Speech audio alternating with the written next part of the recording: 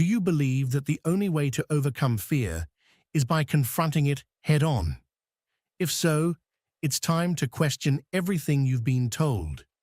This widely accepted idea that fear must be conquered through brute force is not only flawed, but might be the very reason you've been feeling stuck for so long.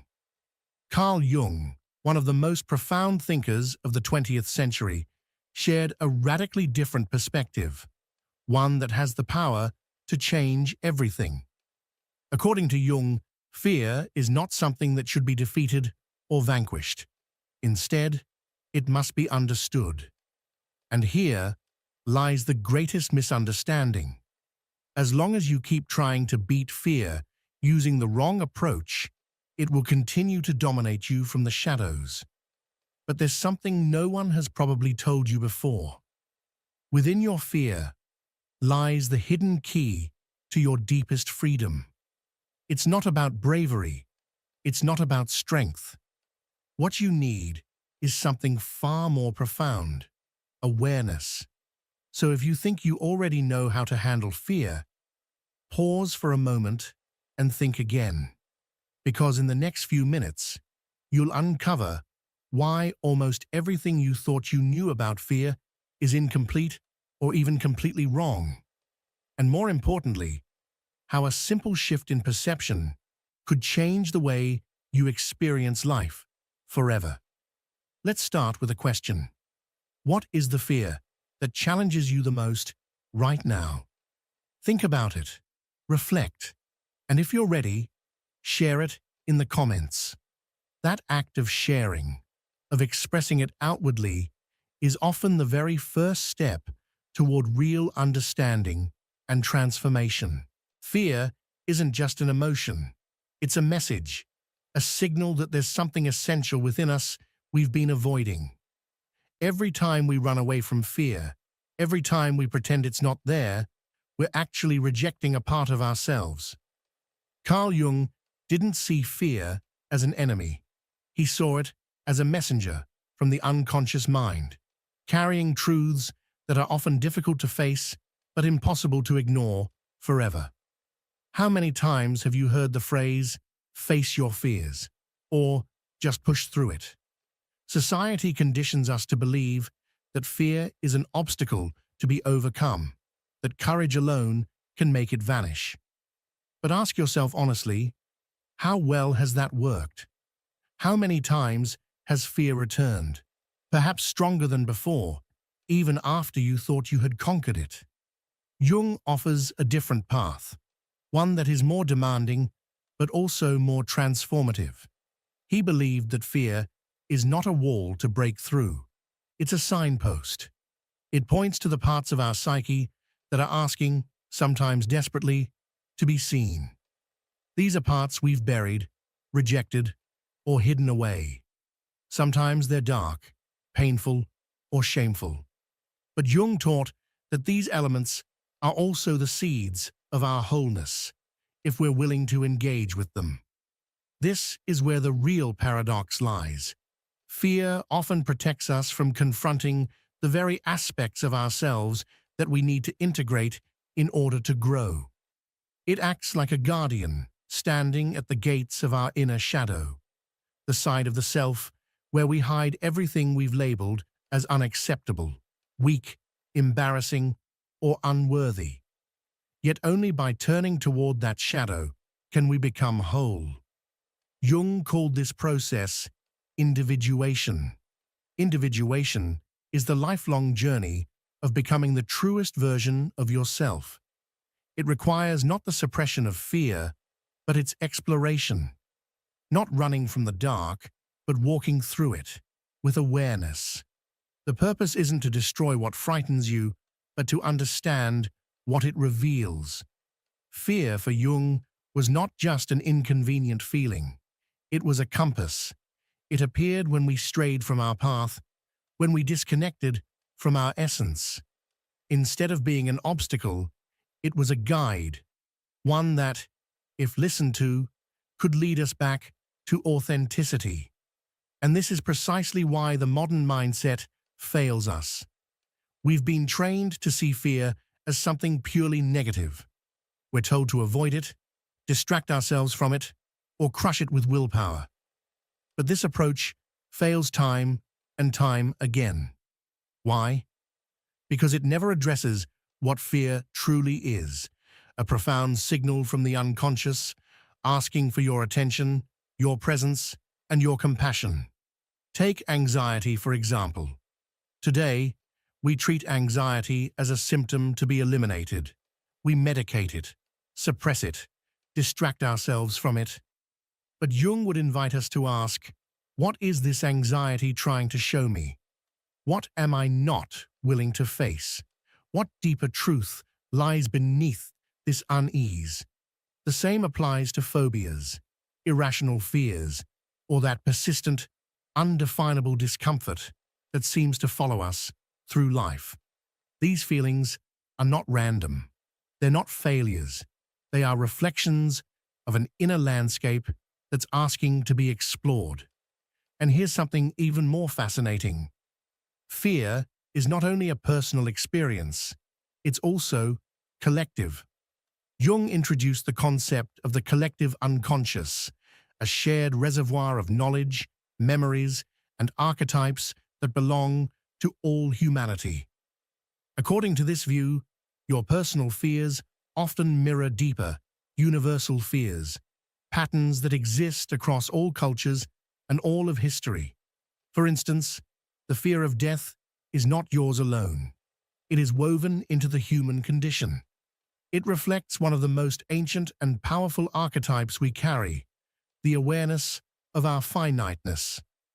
Likewise, the fear of rejection or abandonment can often be traced to the maternal archetype, which represents our primal longing for safety, nurture, and belonging.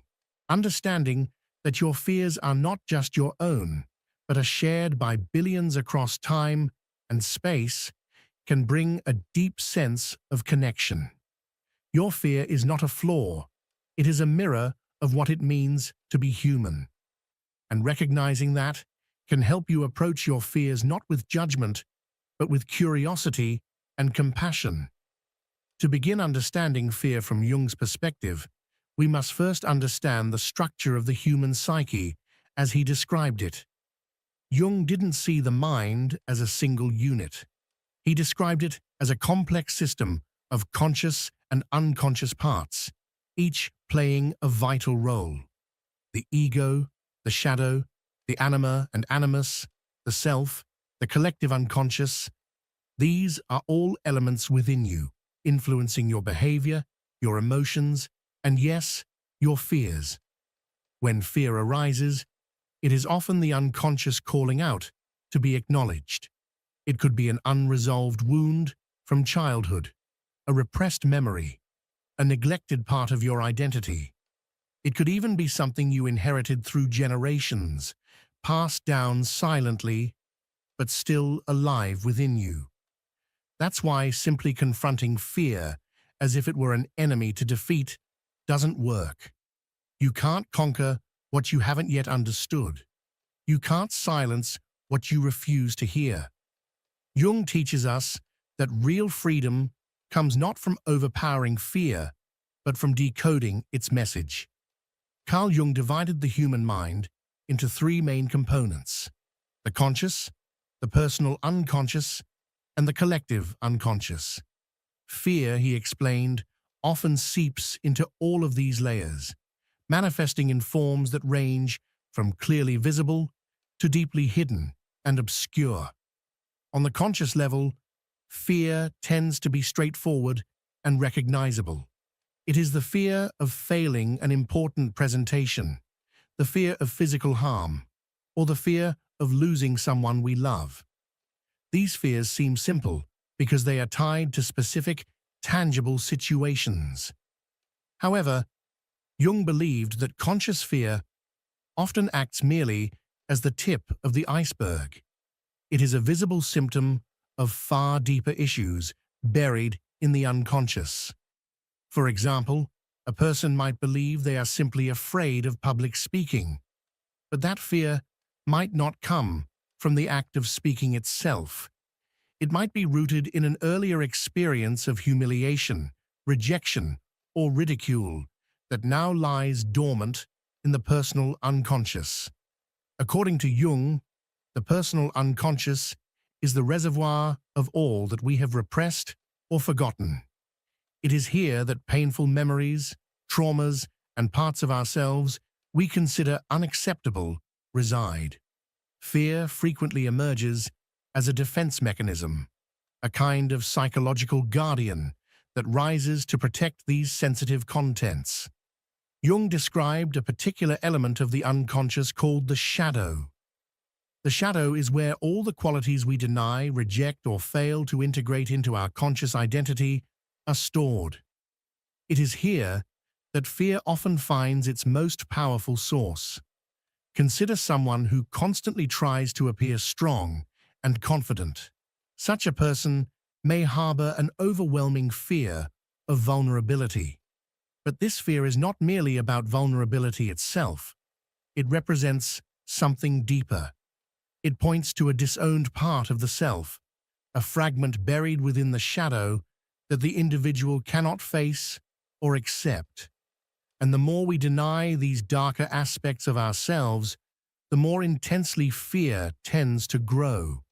It becomes louder and more persistent, almost as if trying to warn us that we are becoming disconnected from essential parts of who we really are. Yet, as Jung observed, most people tend to ignore these internal warnings. They prefer quick fixes, temporary distractions, or external solutions that do not truly address the root of the problem. Beyond the personal unconscious, Jung also proposed the idea of the collective unconscious, a deeper, universal layer of the psyche. In this realm lie archetypes, symbolic patterns of behavior and experience shared across all cultures and historical periods. Many of these archetypes are closely linked to fear. Take, for instance, the archetype of the hero.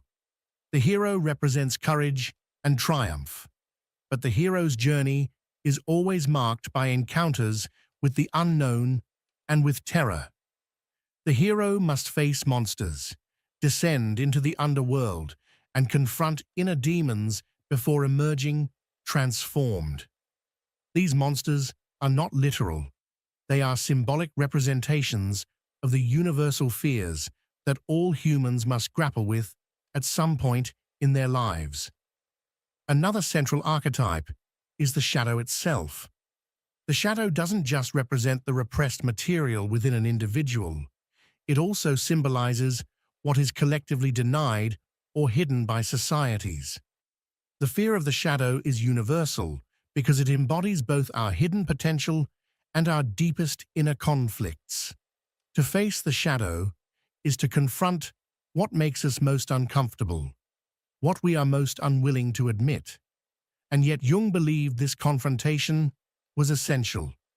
He argued that the ultimate purpose of life is individuation, the process of integrating every part of our psyche to become a truly whole and authentic person. Fear, according to Jung, is an unavoidable part of this journey. It shows up as a signal, a whisper from the soul, telling us that we are approaching something important, something that might be painful or challenging, but also necessary for our growth. Consider the case of someone who constantly feels afraid to change careers, even though they are deeply unhappy in their current profession. That fear might not only stem from rational concerns like financial insecurity or the fear of the unknown. It could also reflect a deeper inner conflict, a tug-of-war between the longing for stability and the desire for personal fulfillment. The fear is not the enemy. In Jung's view, it is a messenger. He likened facing fear to entering a dark cave. At first, the darkness is terrifying.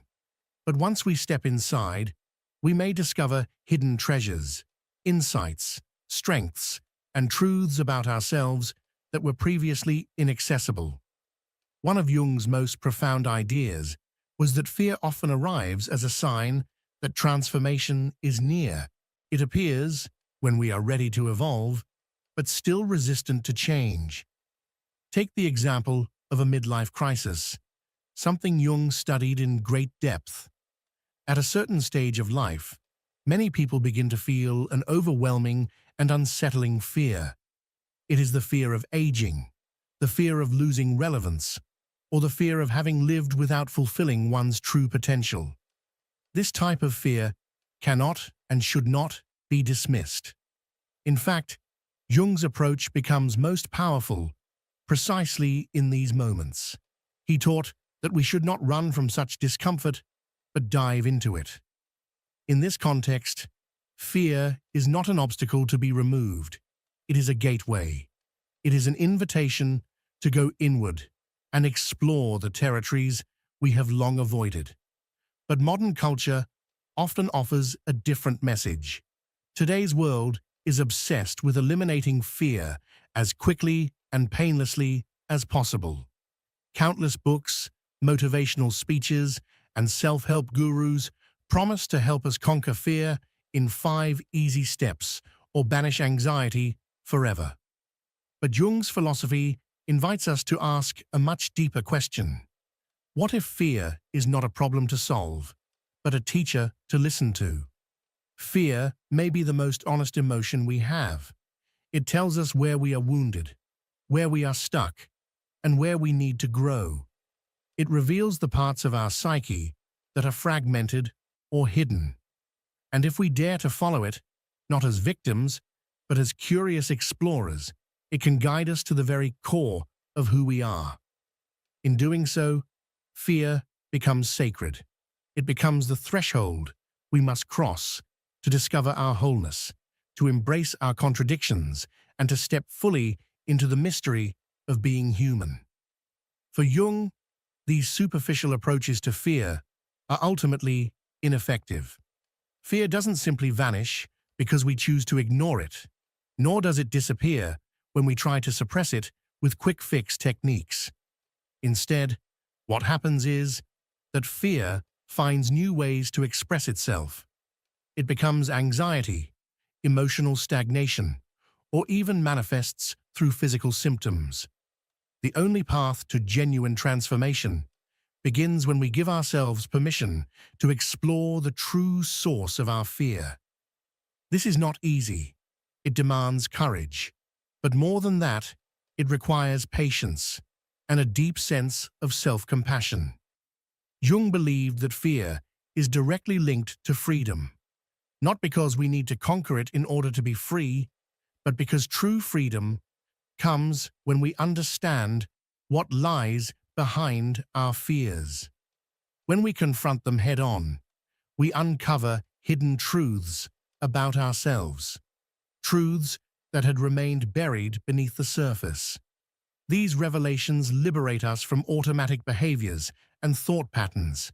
They allow us to make more conscious decisions and to live a life that is aligned with our most authentic self. Now that we've explored the profound nature of Jung's perspective on fear, it's time to bring these ideas down to earth, into our everyday lives. After all, theory only becomes meaningful when it is lived. So, let's turn to real-life examples, stories that illustrate how fear operates in our lives in subtle yet powerful ways. Take the case of Mariana. She was a highly successful professional. She had everything that most people dream of: a stable career, public recognition, and an admirable social circle. But every time she was asked to take on new challenges, like leading an important project or speaking in public, she would be seized by a paralyzing fear. She explained it away by saying that she simply didn't like being the center of attention. But during a Jungian therapy session, a deeper truth began to surface. Mariana's fear wasn't truly about external attention. It was about the fear of being seen as imperfect.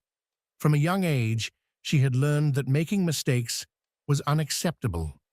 Every failure brought her shame, and she worked hard to never repeat them. But the part of her psyche, filled with insecurity and doubt, didn't disappear. It was merely repressed.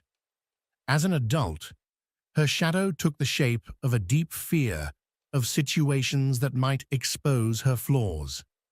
When Mariana finally began to explore this hidden part of herself, she came to understand that her obsessive pursuit of perfection was limiting her life. She realized that fear, rather than something to eliminate, was actually an invitation to accept her own humanity, flaws and all. And that realization was deeply liberating. Now consider Raphael, a talented artist who spent years without creating anything new. He told himself that he just wasn't inspired, but deep down, he knew that the real issue was his fear of being judged. When Raphael explored this block through Jung's framework, he uncovered something profound. He wasn't actually afraid of what others thought of his art. What terrified him was his own inner critic. He had projected his own harsh judgments onto the world around him. Within his shadow, there was a critical voice constantly whispering that he would never be good enough. Raphael's fear wasn't about others, it was about himself. He realized that to move forward, he had to face and integrate this hidden part of his psyche. Once he did, he began to create again, not for approval, but as an act of personal truth and expression. Jung often used symbolic imagery to describe the process of confronting fear. One of his most powerful metaphors is that of the dark cave. Fear is like a shadowy, intimidating entrance we avoid. Yet, within that cave lies the treasure we are seeking. This image reminds us that fear isn't just a barrier.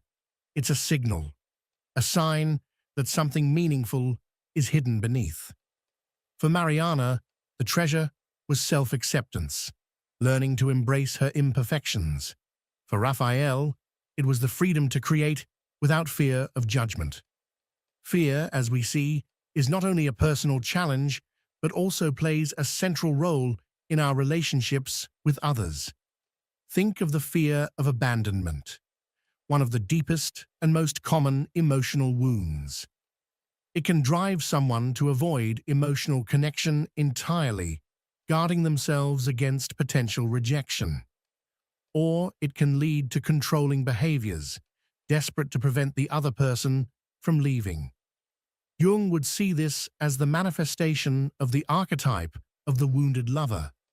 This archetype represents not just the longing for love and connection, but also the emotional scars left by past experiences. In this light, the fear of abandonment is not just a relational issue. It's a mirror reflecting unresolved wounds. And when someone has the courage to face this fear and dig into its origins, they often discover patterns of behavior and core beliefs that have kept them stuck. What once seemed like a problem in a relationship turns out to be a profound opportunity for personal healing. So how do we begin to work with fear in our everyday lives? It starts with awareness.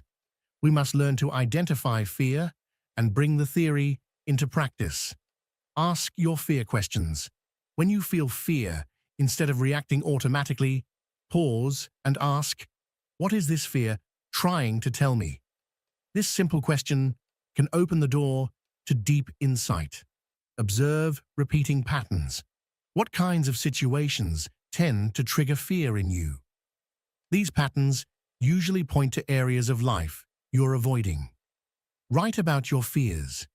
Putting your fears into words, writing down what you feel and why you think you feel it, can be a powerful way to access parts of the unconscious mind.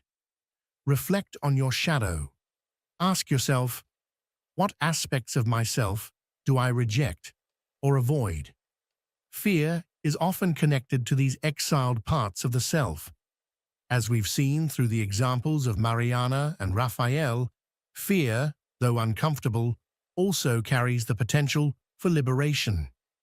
They only found freedom once they stopped running and turned to face what they had avoided for so long. This path, though difficult, is what Jung referred to as the hero's journey. The collective unconscious, as defined by Jung, is the deepest layer of the human psyche. It's a repository of experiences accumulated by humanity over countless generations. It contains the archetypes, universal patterns that represent the core aspects of existence. Fear, in this context, is not just a fleeting emotion. It is an echo of these archetypal forces. For instance, fear of the unknown is a theme that appears in every culture. It surfaces in myths of monsters, uncharted lands, and epic journeys. This fear corresponds to what Jung called the collective shadow, all that is unknown and unintegrated, both individually and socially. He believed that archetypal fears are embedded in our psyche because they reflect existential challenges shared by all human beings: fear of death, fear of failure, fear of rejection. These fears are universal, and yet deeply personal.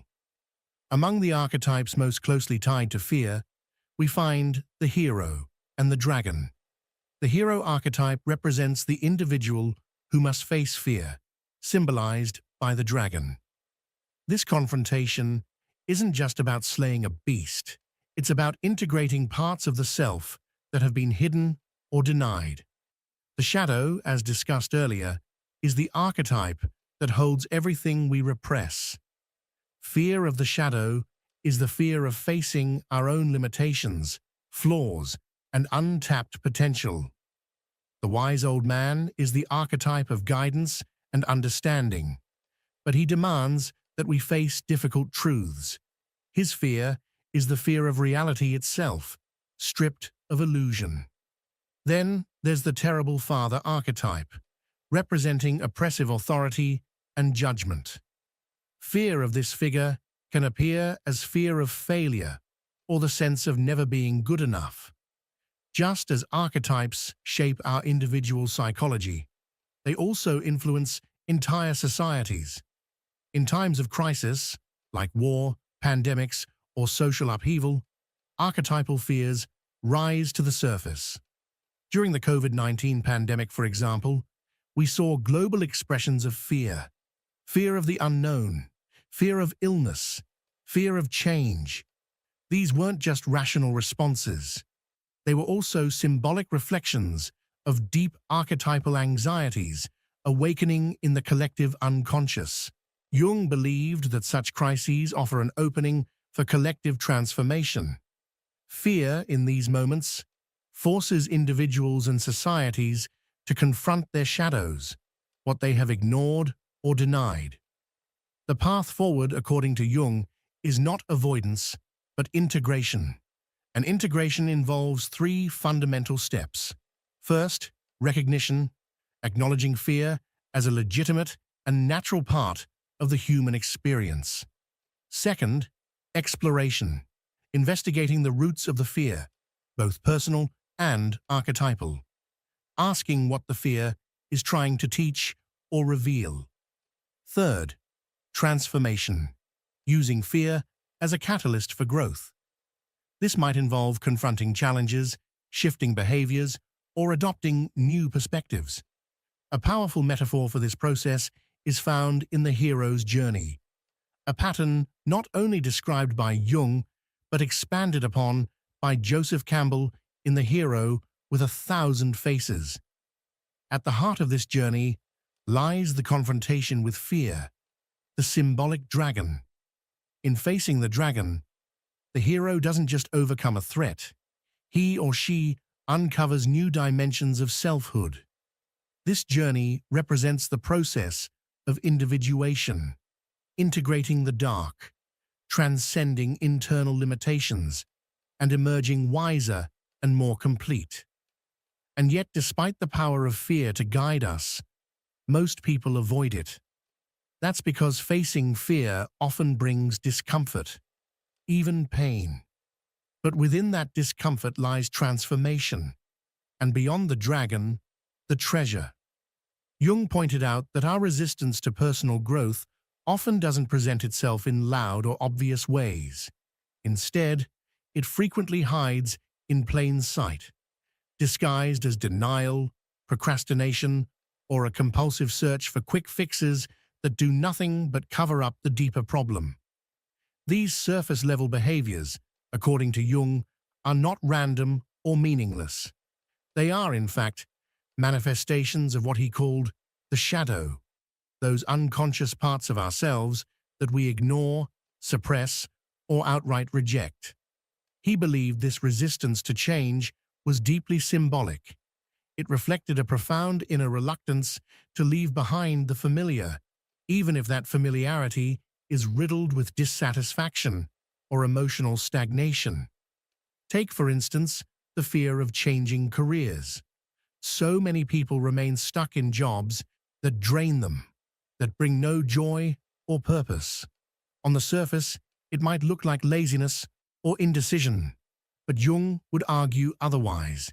He would say that this fear represents an inner doorway, an opportunity to explore what truly matters to the individual. It's not just fear, it's the first challenge on the path of transformation. The resistance in these situations is not a dead end, but rather the beginning of something new, something potentially life-changing. Although archetypes are universal patterns that live within the collective unconscious, the way they manifest is deeply personal. Each individual experiences these symbolic energies in their own way. Therefore, it becomes crucial to understand how fear shows up in your daily life. Jung encouraged self-inquiry as a way to bring unconscious patterns into awareness. He might have posed questions like, what do I consistently avoid? Which situations make me anxious or uncomfortable?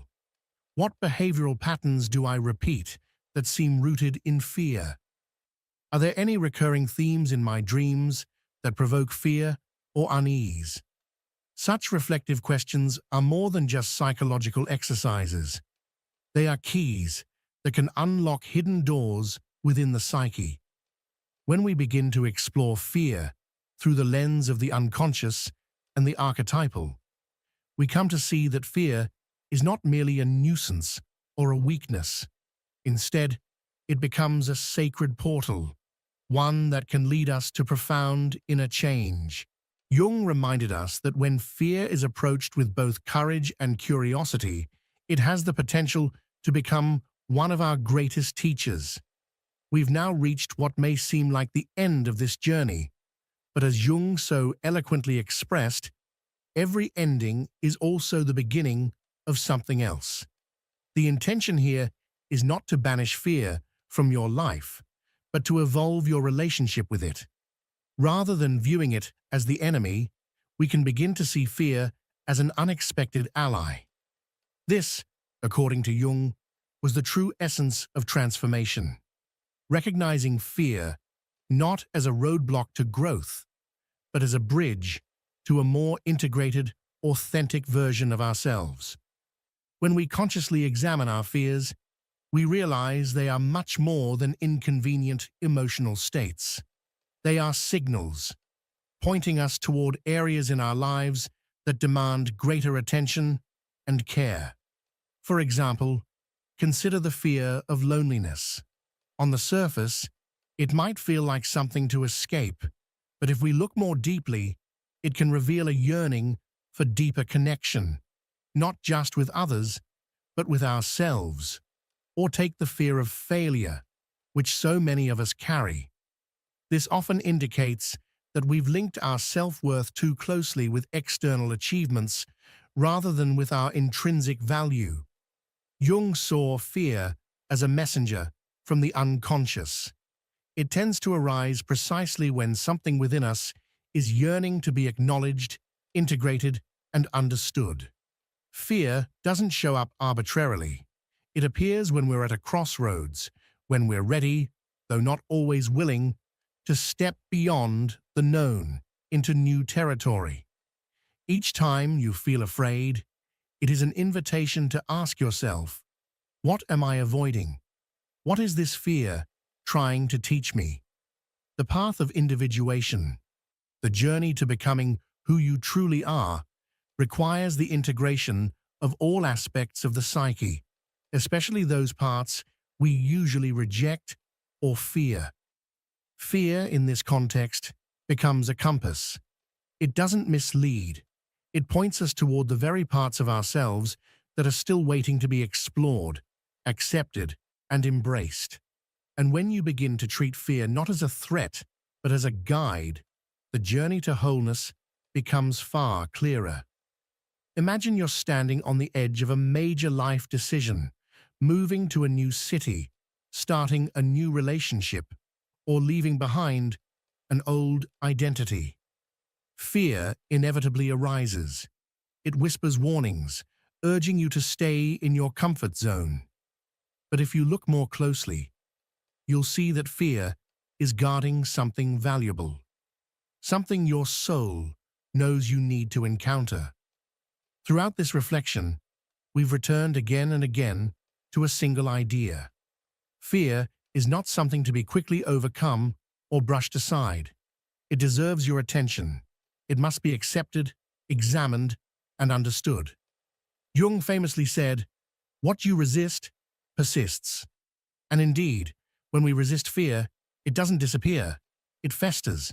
It grows stronger and often re-emerges in unexpected ways: anxiety, self-sabotaging behaviors, or even inner conflict. But when we face it directly and trace it to its roots, its power over us begins to dissolve. Freedom, in this psychological and spiritual context, does not mean the absence of fear. Rather, it means the conscious choice to move forward even with fear present. It means having the courage to step into the unknown while acknowledging that fear is walking beside you, not as your captor, but as your companion. To close this exploration, here are some Jung-inspired practices that can help you build a new relationship with fear, one rooted in understanding and transformation. First, initiate a dialogue with your fear. When you feel afraid, don't run from it. Sit with it. Ask, what am I truly afraid of? Write down your answers. Don't rush. Let your curiosity guide you. Next, explore shadow integration. Ask yourself, what parts of me have I been avoiding? Which aspects of myself do I dislike, hide, or deny? Fear often emerges from these shadow aspects, pieces of ourselves we've deemed unworthy or dangerous. But these parts are not your enemies. They are wounded messengers. Work on accepting them.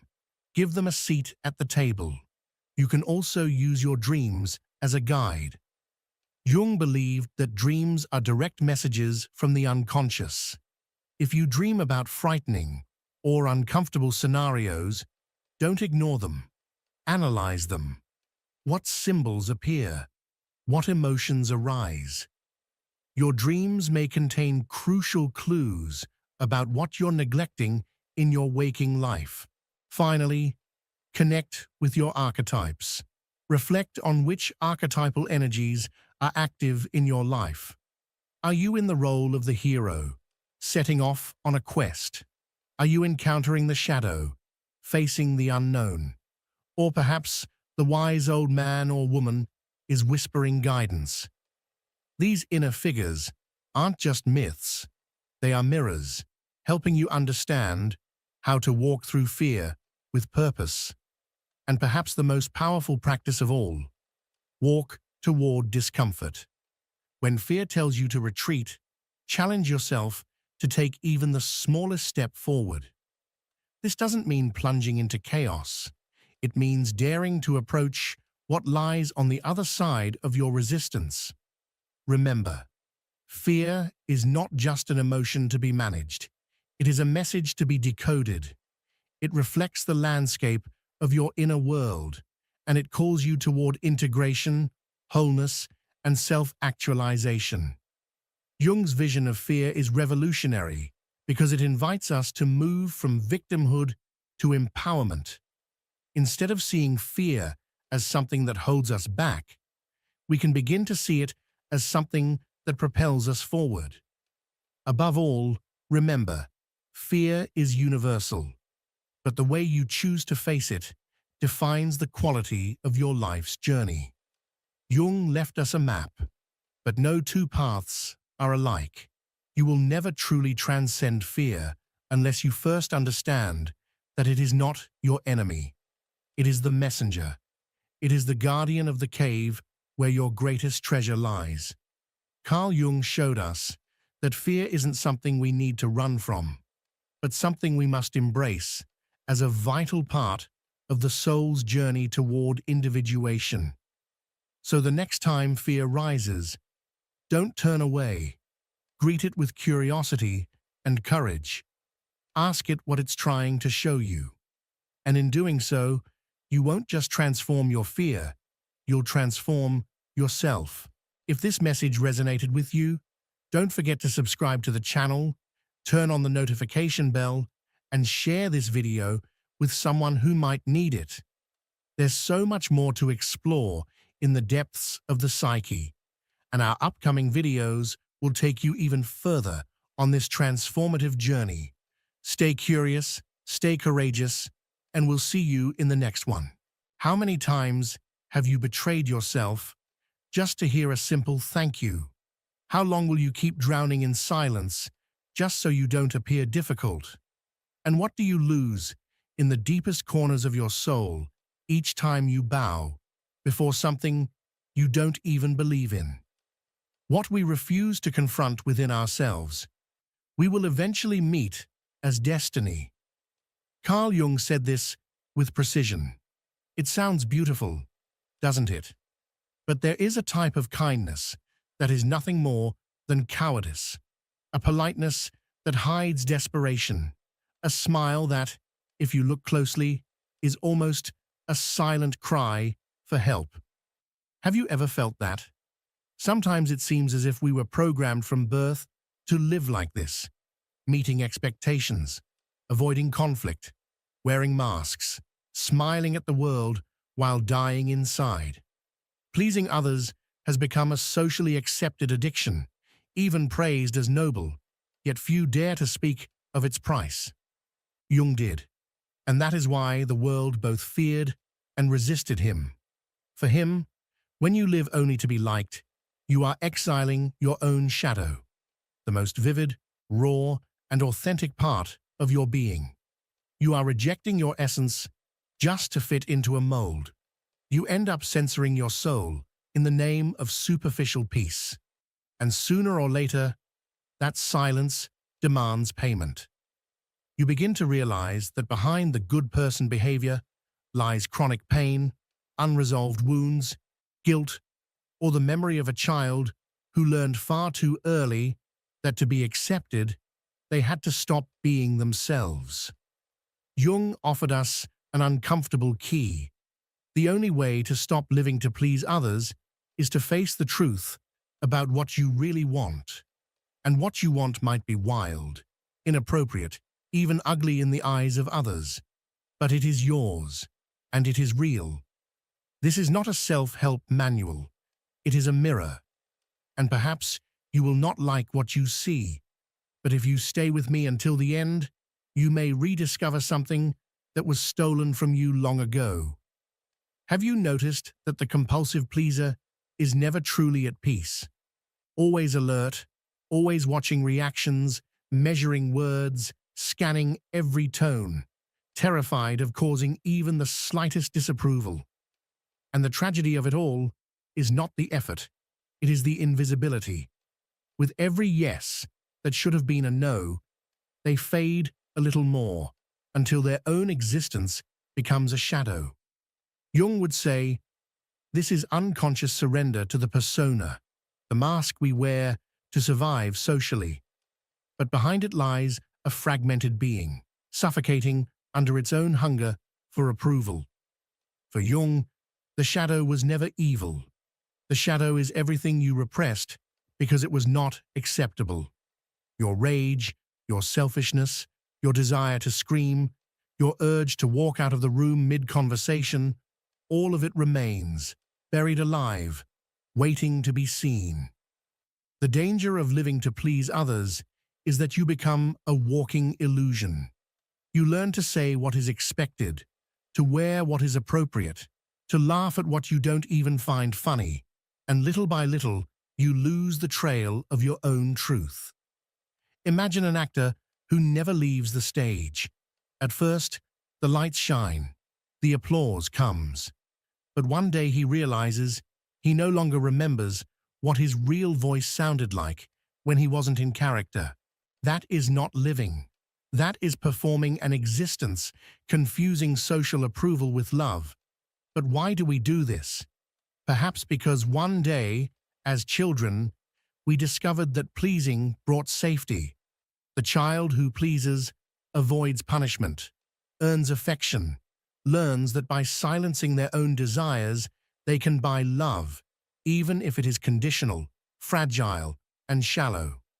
And that child grows up, but the fear remains, the fear of being rejected if they dare to be themselves.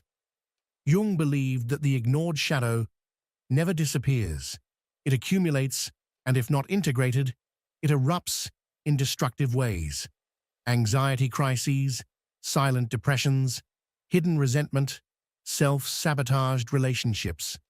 Pleasing is not just a polite gesture. When it becomes compulsive, it is self-betrayal disguised as empathy. You were not born to meet everyone's expectations. You were born to be whole. And to be whole means sometimes disappointing others. It means being misunderstood, rejected, even hated. But that is the price of authenticity. And maybe that is why pleasing others is addictive. It avoids immediate discomfort while secretly building permanent suffering. Deep down, every time you please someone at your own expense, you are telling your shadow, you have no worth. And the more you repeat it, the louder it screams. It sabotages your peace, your relationships, your identity.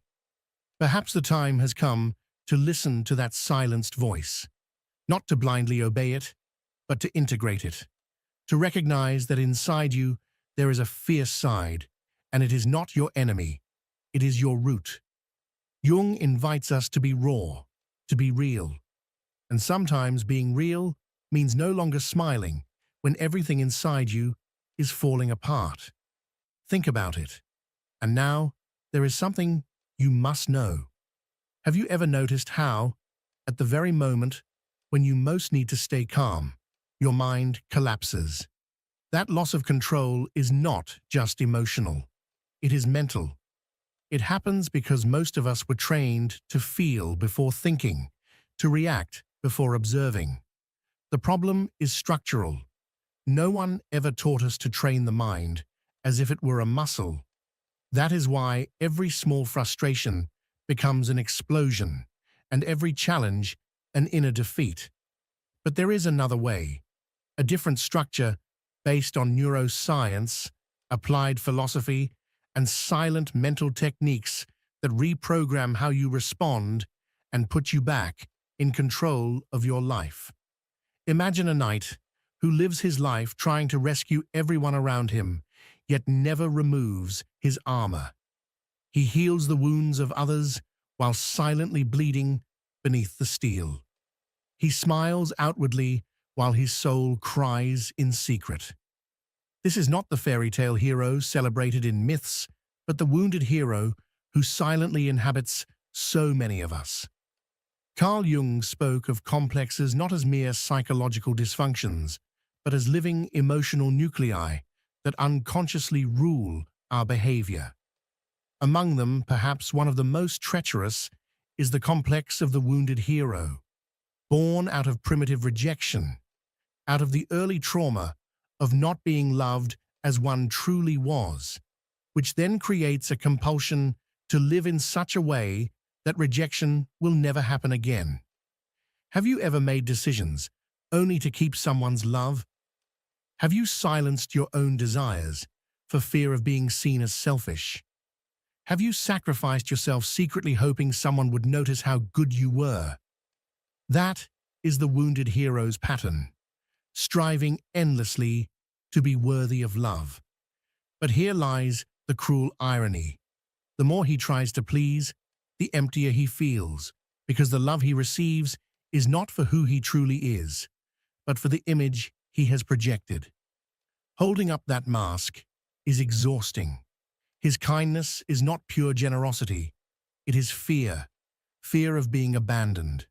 And tragically, the more he gives himself away, the further he drifts from himself, until he becomes a stranger within his own life. Rejection, for Jung, is one of the great shapers of the psyche. It molds behaviors, idealizes relationships, distorts perceptions. When that fear takes root, life becomes a mission to avoid even the faintest trace of abandonment. You've met this person, the one who anticipates the needs of others before they are spoken, who apologizes even when not at fault, who criticizes themselves for being too much, too sensitive, too demanding, too intense. That person is not being good. They are merely surviving. But survival has a cost, and the cost is true love, because genuine love can only exist between two authentic beings, never between two performances. The wounded hero's complex creates a vicious cycle. You please in order to be accepted, but then you do not feel seen. So you please more and more, until eventually you explode or you vanish, and those around you don't understand why. But you do, don't you? Because deep inside is an ancient voice, maybe from childhood, whispering, "If I am myself, no one will stay." Yet Jung reminds us that what is not confronted cannot be healed. The path is not about pleasing better, but about disobeying that destructive pattern. Yes, rejection may come. Yes, people may leave. But if they leave because you were real, you lost nothing. You freed yourself. The life worth living is not the one that avoids rejection, but the one sustained by integrity, even if it trembles with fear. Pause for a moment. Breathe. You do not need to save anyone to be loved, nor must you always be strong to deserve to remain. You only need to be whole. And sometimes, wholeness begins with saying no, even if your voice shakes, even if there is no explanation, even if you know someone may walk away. Because if you never allow anyone to see your truth, how can you ever believe that their love for you is real? There is a peace that sickens, a silence that suffocates, a harmony that costs too much. Your authenticity. Jung understood this, and few dare to say it out loud. The obsessive search for social harmony is often nothing more than a silent pact with lies. Not the lies we tell others, but the ones we tell ourselves. Have you ever felt the discomfort of disagreeing with everyone around you, yet remain silent? Have you ever longed to leave a place, a relationship, a system, but stayed for fear of disturbing the atmosphere? Welcome to the invisible prison of the collective unconscious. Jung used this term to describe the ancestral psychic force floating above us, shaping our behavior, our values, our beliefs, even when we think we are free. It is like a collective soul, an invisible net, dictating what is right, beautiful, acceptable. And most of us adapt in order to belong. But in this case, adapting means silencing ourselves. Pleasing ceases to be an individual act and becomes a collective ritual. You smile because everyone smiles. You bow your head because no one dares raise theirs. You fit in until fitting in turns into chains. Jung said the individual who does not differentiate from the mass never becomes truly conscious. They remain anesthetized by the norm.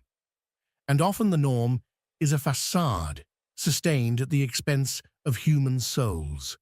The collective unconscious is not dangerous because it is evil, but because it is invisible.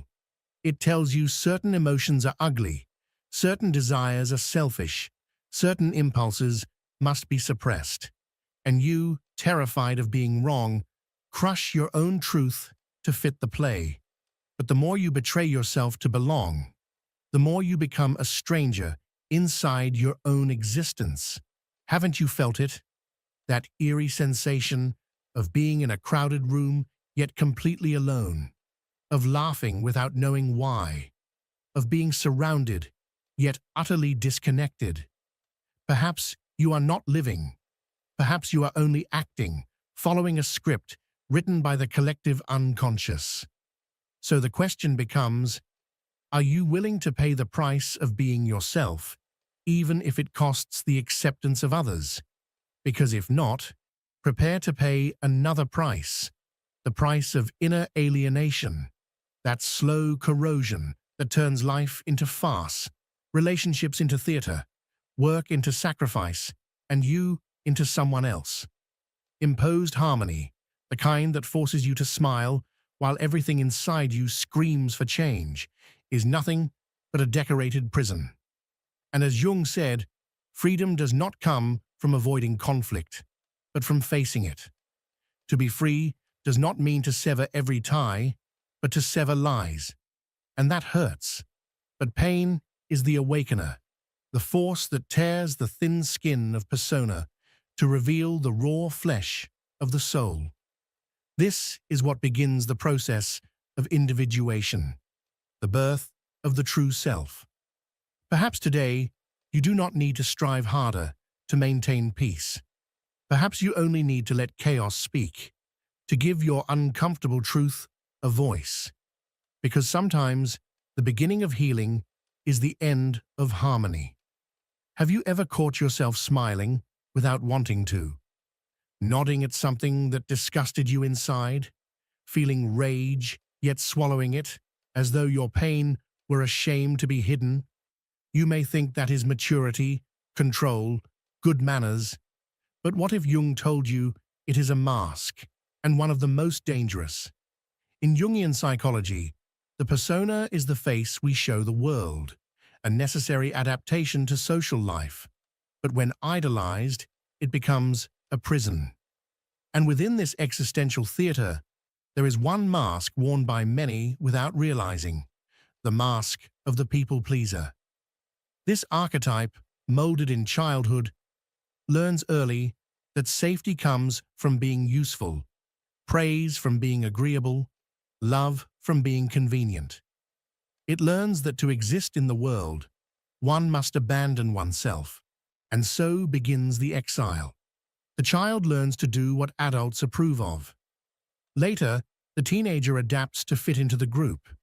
Then, the adult molds themselves to be loved, but deep down, all are still acting. Jung would say this compliant persona is an escape from individuation, the profound process of becoming who you truly are. The more you invest in the mask, the further you stray from your real face. Why is this archetype so powerful? Because it works. It wins friends, maintains relationships, earns applause. The hungry ego clings to it like an addiction. But there is a cost. The soul begins to wither. The chronic pleaser no longer knows what they desire. They cannot say no without guilt. They avoid conflict at all costs, even when conflict could be liberating. Worst of all, they believe that if they remove the mask, they will be abandoned. But that belief is an illusion born from old wounds. Perhaps one day, as a child, they dared to be themselves and were punished. Maybe they were told they were selfish, difficult, too much. Since then, they learned pleasing was safer than existing.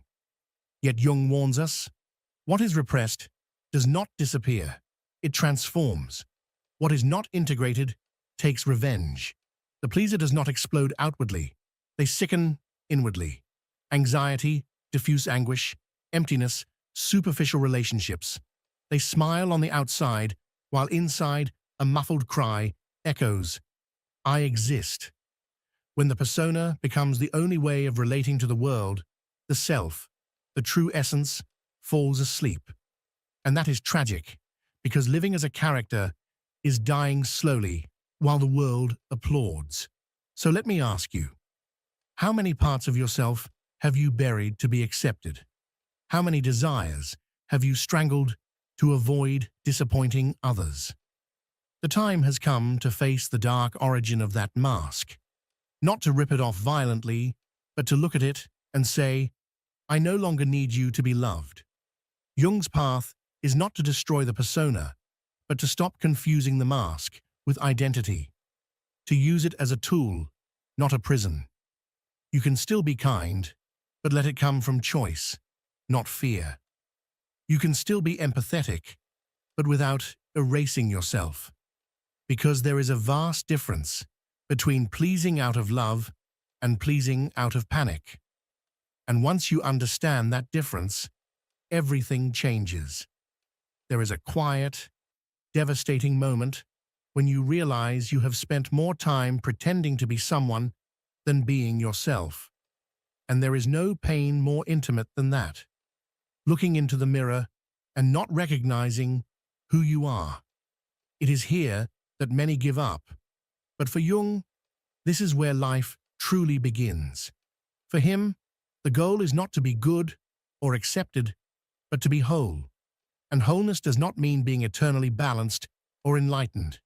It means integration, the acceptance of all the parts you once tried to hide, silence, or destroy.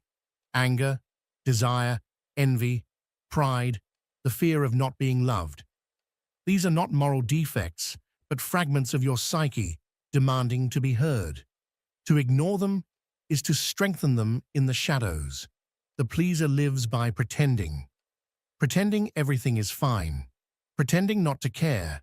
Pretending not to feel rage. Pretending usefulness is enough.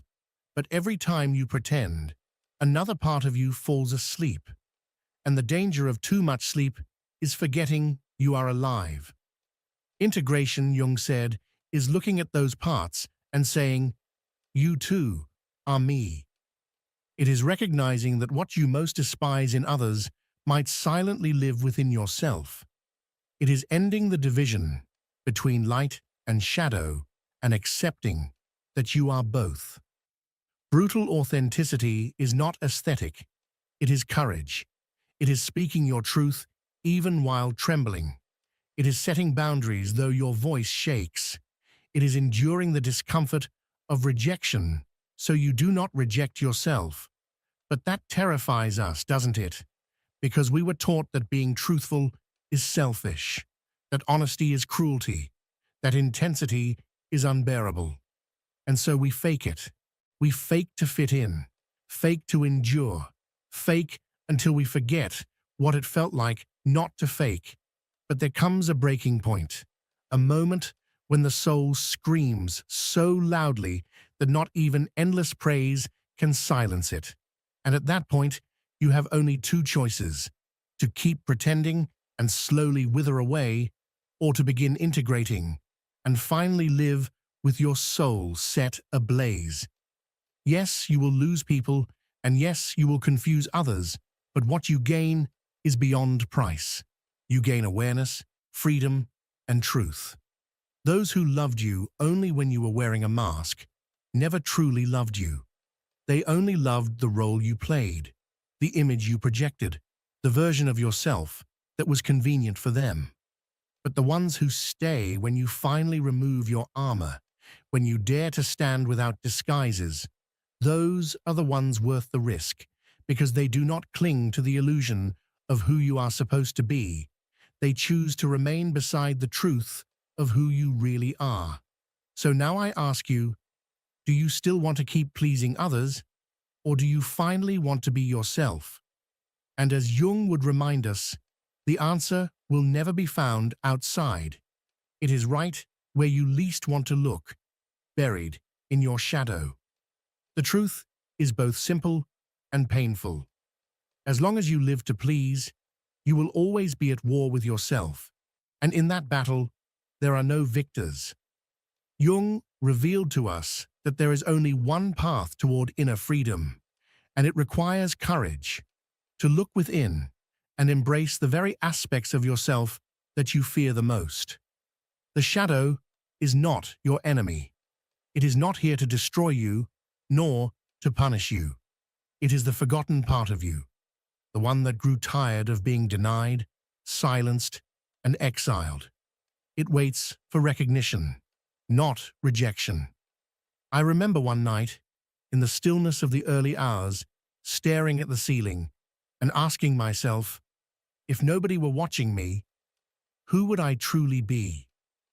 In that silence, I realized I had no answer, only the echoes of other people's voices, their expectations, their projections. And maybe right now, as you listen, you are beginning to feel the same unsettling truth rising within you. If that is the case, then I thank you sincerely for staying with me this far, for having the courage to listen to what so many prefer to avoid. Most people spend their whole lives running from this question because facing it demands the dismantling of illusions that once felt safe. But you are still here, which means something inside you is ready. Something within you is beginning to demand honesty. And if all of this resonates with you, then do not ignore it. Consider this moment as an invitation to look deeper, to stop letting your reactions control you, to stop letting your chaos define you. There is a way to transform reactivity into self-mastery and confusion into a grounded presence that no storm can shake. The choice now belongs to you. So I ask again, are you going to keep sacrificing your authenticity just to be accepted? Or are you willing to step into the risk of being yourself? You already know the cost of the first option: silence, suppression, and a war within your own soul. But the second option, the path of truth, leads to something far greater, something no approval could ever offer you: the unshakable peace of living in alignment with who you really are. If this message struck you at any point, if it exposed you, touched you, or challenged you, then let that be a sign. Share your experience. Comment below the moment when you first realized that you were betraying yourself just to gain approval. Because when you speak your truth, you give others permission to do the same. And finally, if you felt this was meant for you, support this space. Like the video, subscribe, and be part of this community. You can keep pleasing others, or you can choose to take back your own life. One path belongs to the algorithm. The other belongs to you. The decision is yours. Let's begin. But let me warn you, this video is not going to be comfortable. It's not going to be soft, and it's certainly not what you want to hear. But it is exactly what you need to hear.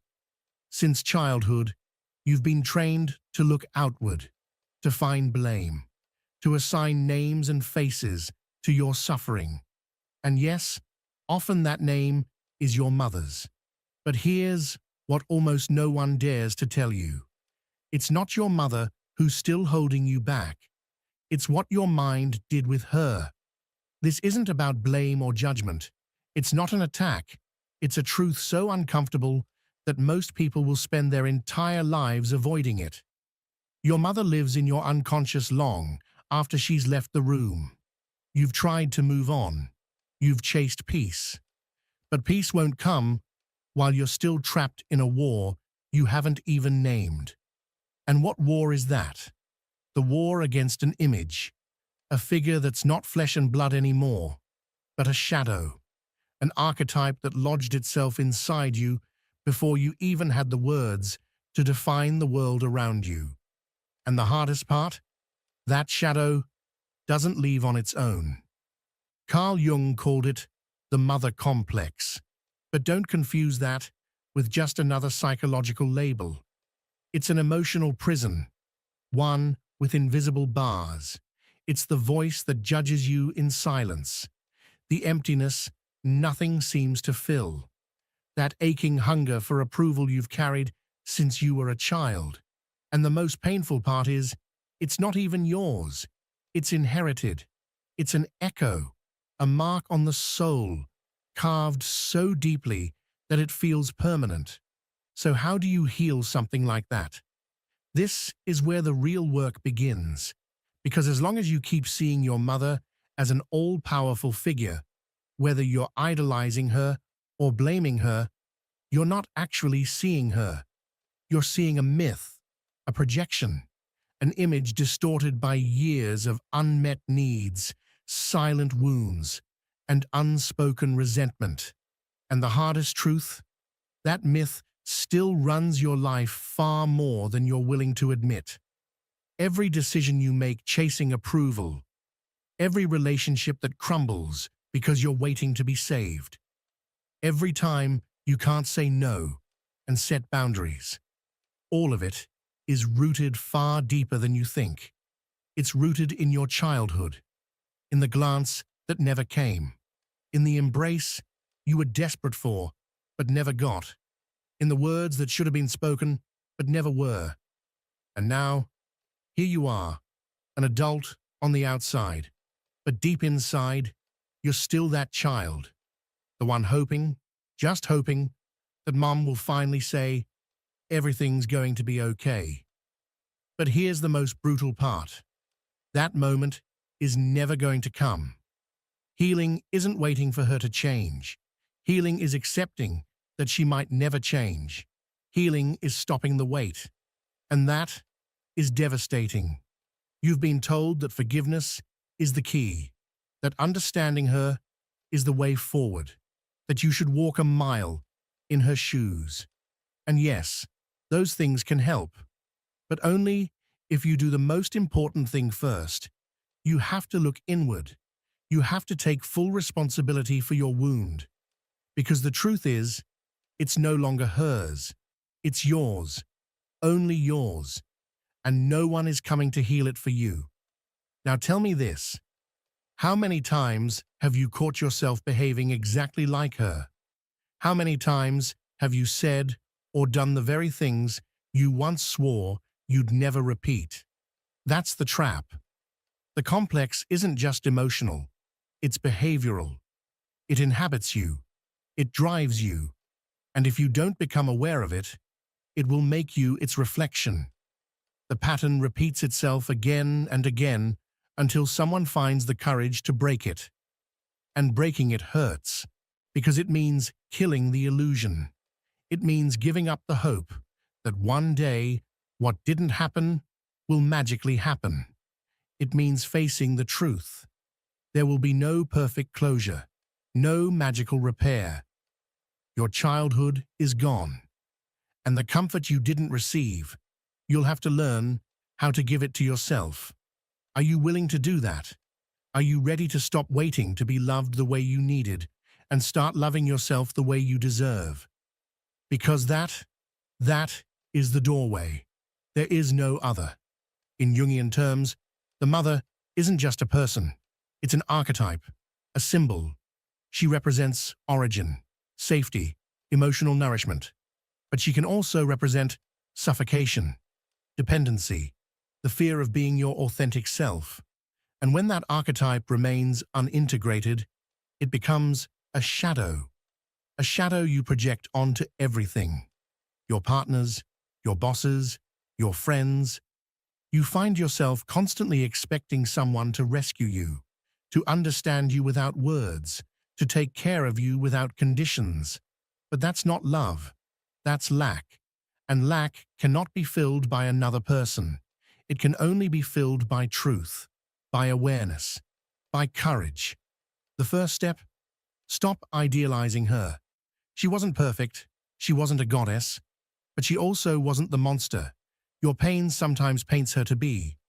She was human, wounded, carrying her own invisible wars. She did what she could with what she had. And sometimes, what she had wasn't nearly enough. That doesn't excuse the hurt, but it does explain it. And in that understanding, something softens, not as a forced act of forgiveness, but as a liberation that arises when you finally see clearly. Because idealization is just as toxic as resentment. Both keep you trapped. Both keep you away from what's real. And the reality is this: you no longer need a mother. You need a stronger version of yourself, more conscious, more compassionate. And that version won't show up on its own. You have to build it. Want to know how? Start by watching your reactions. Every time you feel rejected, ask yourself, who am I really seeing right now? The person in front of me, or the wound I haven't healed yet? Every time you demand unconditional love, ask, do I want love, or do I want to repair for what I never got? And right there, in those questions, is where the real work begins. Every time you abandon yourself just so someone else won't, stop and ask, who abandoned me first? Healing isn't linear. It's not pretty. It's not peaceful. Healing is a descent, an unsettling journey into your own personal hell. It's a raw, uncomfortable conversation with your inner child. It's opening the boxes where you buried your memories, digging them up, feeling them fully, and then, only then, letting them go. And yes, sometimes your inner child just cries. But other times, it screams. It sabotages everything. It lashes out in anger. Why? Because that child has been waiting far too long to be heard. So do it. Listen. Don't silence it with feel-good affirmations. Don't try to cover it up with superficial spirituality. Give that child space. Ask what they needed back then. Then, give it to them yourself. Because self-compassion isn't weakness. It's medicine. And when everything else has failed, it's the only remedy left that works. And to practice it, you'll need courage. Because part of you has learned to hate yourself, to blame yourself, to punish yourself the same way others once did. But you can break that cycle. Re-educating yourself emotionally isn't about reading self-help books. It's about learning to see yourself differently, about responding differently. It's about stopping the endless search for motherly love in all the wrong places. Because here's the brutal truth. The world is not going to give you what you didn't receive. It's not designed to heal your childhood wounds. The world will demand from you, judge you, overlook you, and in the middle of that chaos, you will have to build yourself up. Emotional freedom begins the moment you stop repeating the same patterns, when you choose differently, when you finally realize you're not 5 years old anymore. You're not trapped in that house. You don't need someone's touch to feel worthy. You don't need permission to be yourself. But part of you still believes you do. That part is still waiting, still hoping, still silently begging. That part isn't to blame. But you are responsible for healing it. Do it. Not tomorrow. Not when you think you're ready. Do it now. Because if you wait for readiness, you'll never begin. Healing doesn't show up when everything is calm. It comes in the middle of the storm, in the noise, in the fear. And when it does, it doesn't feel like you expected. It feels like loss, like emptiness, like silence. Because healing also means letting go of the version of yourself that you've always known. It means saying goodbye to the victim role. It means no longer waiting and instead taking action. Does it hurt? Yes. But staying where you are hurts even more. So look at yourself, really look, and ask, what part of my suffering still belongs to that inner figure I call mother? How much longer will I let it control me? Make peace. Not with her, with yourself. Because at the end of the day, the most important mother in your life is not the one who raised you. It's the one you choose to become for yourself. And that mother? She hasn't been born yet. Now that you're here, after daring to face what others spend lifetimes avoiding, let me take you deeper still, because there's something we haven't touched yet. A darker layer, hidden, but immensely powerful. Invisible loyalty. Yes, you heard that right. A loyalty you never chose, but one that leads you like a thread woven into your soul. It doesn't matter how far you get, how many books you read, how many therapy sessions you attend. If you don't understand this truth, you'll keep circling back to the same place. Do you want to know the secret trap? Here it is. Your unconscious believes that if you surpass your mother, you betray her. That's how twisted the game is. And don't try to understand it with logic. This isn't about reason.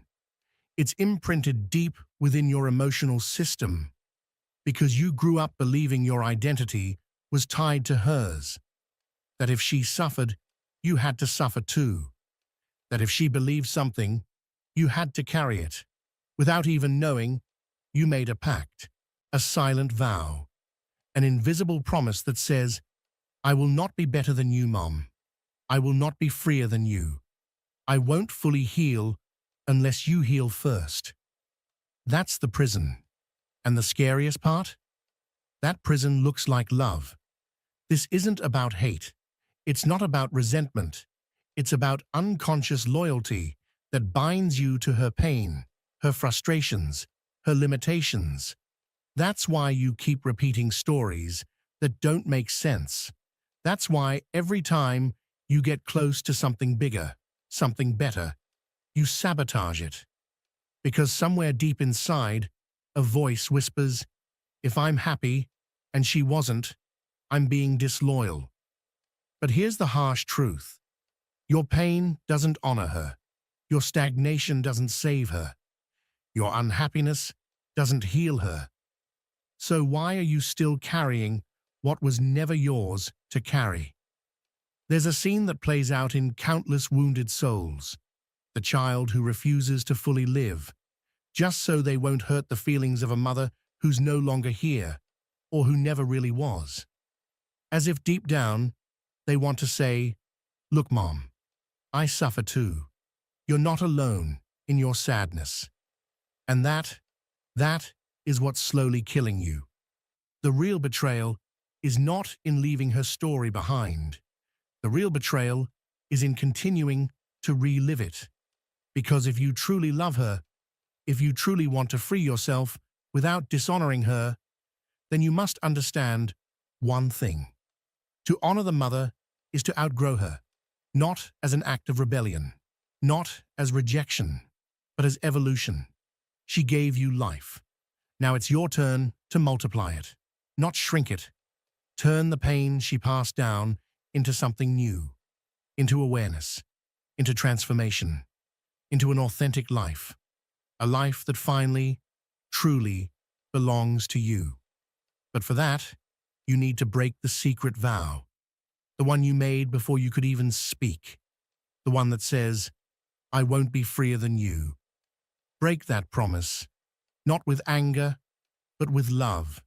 Say it silently, even if she's no longer here or can't hear you. Mom, thank you for what you could give me, but now I'm walking a different path. And that path isn't about resentment, it's about your freedom. Because as long as you remain trapped in that hidden loyalty, everything becomes repetition. You'll repeat her fears, her frustrations, her way of loving, her inability to set boundaries, her need to be accepted, her guilt, her sacrifice, her pain. And you'll do it without even realizing it. Have you noticed how many of your life decisions have been shaped by that shadow? Maybe that's why you can't handle rejection. Maybe that's why you feel guilty when things go well for you. Maybe that's why you choose partners who make you feel small. Not because you're weak, but because you're being loyal. But that loyalty has a steep price, your life. And if you dare to question it, to look it in the eye, something shifts. A strange silence appears. A void opens, because for the first time, you're separating your identity from hers. For the first time, you're saying, I am not you, and you are not me. And to the child you once were, that feels like abandonment. But to the adult you can become, that's a birth. That's where it all begins. And it's not about cutting ties. It's about redefining the relationship within yourself. Because whether your mother was the most loving, the coldest, the most absent, or the most overprotective, the important thing isn't who she was. The important thing is the role she plays in your psyche. And if you don't put that role in order, it becomes either an altar or a prison. You either idealize her or you become enslaved. But both are the same thing, a distortion. The only way to heal is to dismantle the fantasy. And that fantasy takes many forms: the martyr mother, the perfect mother, the self-sacrificing mother, the ever-present mother. But none of those are real.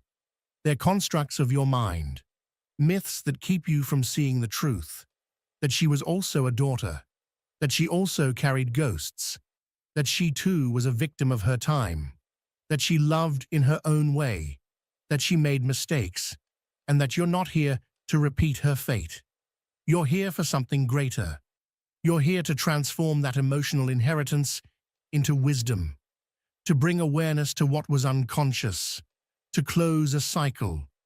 So your children, if you have them or ever do, won't carry what you're carrying now. Because what's inherited isn't objects or even genes. It's unresolved patterns, unprocessed emotions, silenced traumas, the weight of what was never said. And here's the most important part.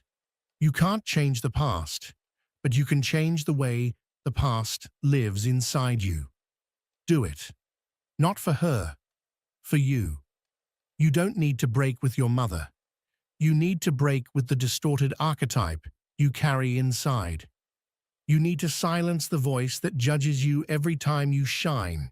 You need to challenge the guilt you feel every time you choose yourself. And that liberation isn't against her. It's for you. Because your original wound does not define your destiny. What you do with it does. So here's the final question. How much longer will you keep worshipping a pattern that no longer serves you? How much longer will you carry a story that didn't even begin with you? The time has come to turn that inherited pain into fuel, to stop surviving and start living. But for that, you need one thing: courage. Courage to let go of loyalty. Courage to rebuild yourself without that figure who either gave you everything or nothing at all. Courage to look in the mirror and say, now I'm the one who takes care of me. And when you do, when you choose yourself, when you finally set yourself free, then, and only then, will you truly be honoring your mother. Because the greatest tribute you can offer to the one who gave you life is to actually live it. And just when you think you've finally let go, when you believe you've broken that internal loyalty, something else shows up, more subtle, harder to detect, more deceitful: emotional self-abandonment. And yes, it's directly linked to the mother archetype still alive in your shadow.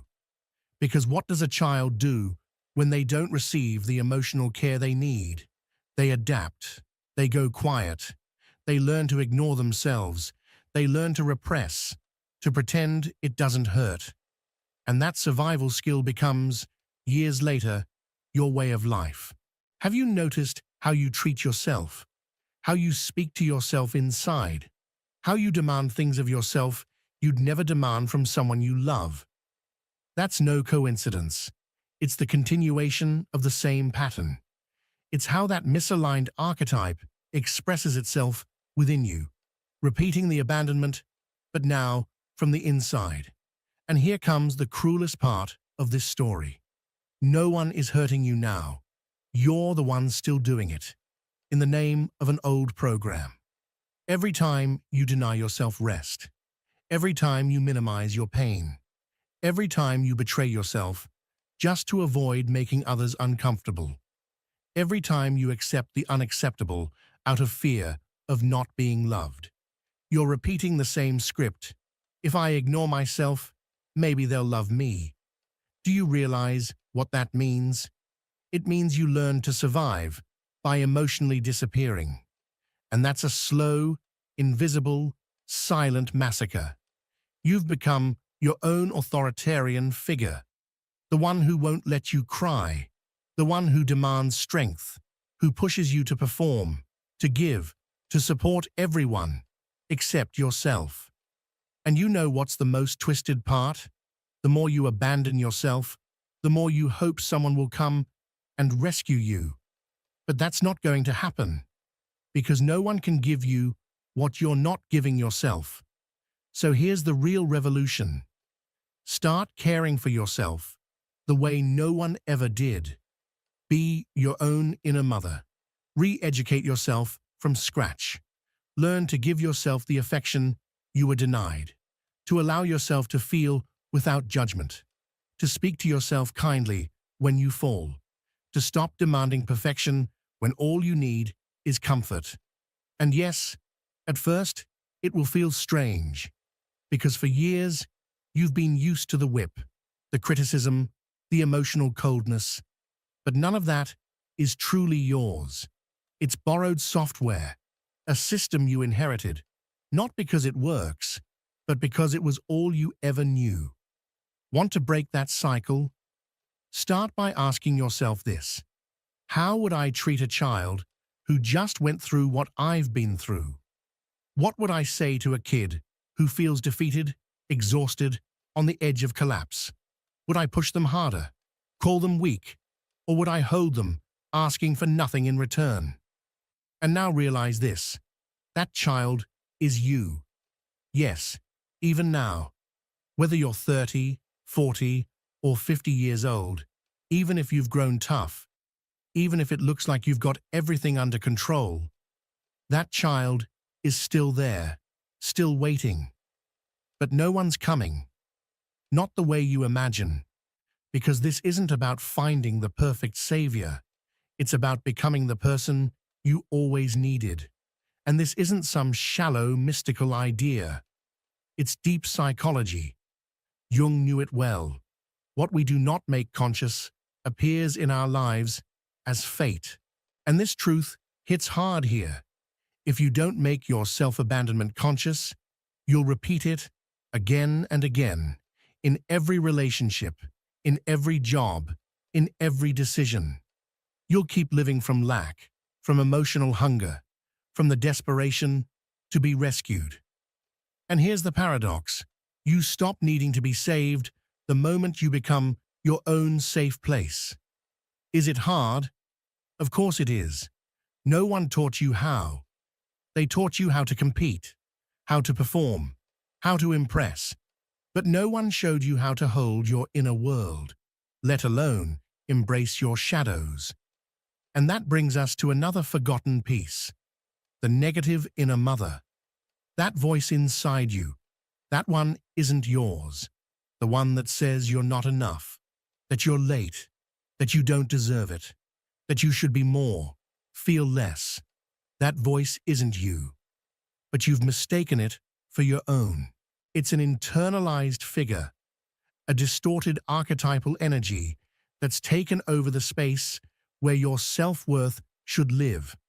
And until you dismantle it, you'll keep thinking you're your own worst enemy. But you're not. You're just repeating what you were taught. So how do you dismantle it? By listening to it. Yes, listening. Because what you resist persists, but what you observe transforms. The next time that voice appears, don't run, don't shut it down, don't try to paint over it with hollow affirmations. Look at it, ask it, where do you come from? Who do you belong to? What are you repeating to me that was never mine in the first place? And then you'll see it. You'll see the strings. You'll see the origin. And in that moment, something inside you will awaken, not as a mystical epiphany, but as a fierce clarity. You'll realize you've been living trapped inside a narrative you never even questioned. And the moment you question it, you take your power back. That's the real psychological awakening. Not mantras, not gurus. This moment. The instant you stop being the echo of your childhood and start becoming the author of your adult life. But be careful, not to confuse this with cheap positivity. This isn't about ignoring the pain. It's about taking responsibility, about seeing yourself without filters, about no longer begging someone else to fill your emptiness, and instead learning to fill it with your own small, conscious acts. Want a starting point? Here it is. Don't abandon yourself when you need yourself most. When you're tired, don't push harder. Rest. When you're sad, don't judge yourself. Stay close. When you're scared, don't feel ashamed. Listen. That's the new language, the new inner mothering, the new emotional architecture that finally breaks generations of inherited patterns. And yes, it sounds massive, overwhelming even. But remember this, you don't have to do it perfectly, you just have to do it differently. Because if you don't break the cycle, no one else will. The change you're waiting for isn't out there. It lives in each internal gesture, in every moment you choose to care for yourself, even when you don't feel like it, in every boundary you set, even when your voice shakes, in every no you say so you can finally say yes to yourself. That's what real love looks like. And whether you believe it or not, that is an act of rebellion. Because in a world that teaches you to push, punish, compare, choosing to treat yourself with gentleness is subversive. It's looking your family history in the eye and saying, it ends with me, not because you're better, not because you're stronger, but because you've chosen to wake up. And once you wake up, nothing can put you back to sleep. Not the judgment, not the guilt, not that old voice that once froze you. Because you no longer walk through life begging for approval. You move from within, from a new route, a route built with awareness, with boundaries, with real love. Not love that demands, not love that sacrifices, love that holds, love that respects, love that nurtures. The kind of love you always deserved and can now give to yourself. And that, though it may not seem like it, is the only inheritance worth passing on. And if you've made it this far, something in you has already shifted. You don't need anyone to confirm it. You feel it. It's that subtle vibration that appears when you finally look at what you've been avoiding your whole life. It's that strange mix of emptiness and power, of grief and rebirth. Because yes, the end of this journey isn't some internal applause or magical enlightenment. It's a silence, a new silence, a clean silence, because you finally dared to break the noise of what was passed down to you. And now you understand why there were so many moments when you didn't really know who you were. Why was it so hard for you to be at peace with yourself? Because you were living a life filled with voices that didn't belong to you. Expectations that were never yours to carry, needs you didn't come into this world with, reactions born from a pain passed down through generations. You were a container of echoes, shadows, burdens, but not anymore. What remains now is yours, your space, your identity, your voice. And that right there is where things begin to get truly interesting. This isn't about living without wounds. It's about, for the first time, living with them, consciously, fully aware. And that awareness changes everything. Because the wounds were never the real problem. The real issue was always your attempt to outrun them, to cover them up, to act like they didn't exist, hoping they would vanish if you just never spoke of them. But they don't disappear. They morph.